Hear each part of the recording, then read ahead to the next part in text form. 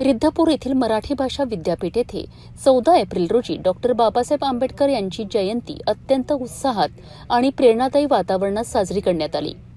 कार्यक्रमाच्या प्रारंभी विद्यापीठाच्या अधिष्ठाता डॉक्टर कोमल ठाकरे यांनी आपल्या प्रास्ताविकातून बाबासाहेबांच्या मौलिक विचारांची प्रभावी मांडणी केली।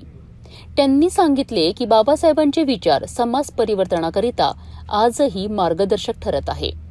यानंतर विद्यापीठाचे कुलगुरू डॉक्टर अविनाश आवलगावकर यांनी अध्यक्षीय भाषणातून उपस्थितांना वैचारिक मेजवानी दिली। समाजाने बाबासाहेबांचे वैचारिक जीवनमूल्य आत्मसात करणे ही काळाची गरज आहे, असे प्रतिपादन त्यांनी केलेत। कार्यक्रमाच्या शेवटी कुलसचिव डॉक्टर सुबोध भांडारकर यांनी कार्यक्रमाचे महत्त्व अधोरेखित करत उपस्थितांचे आभार मानलेत।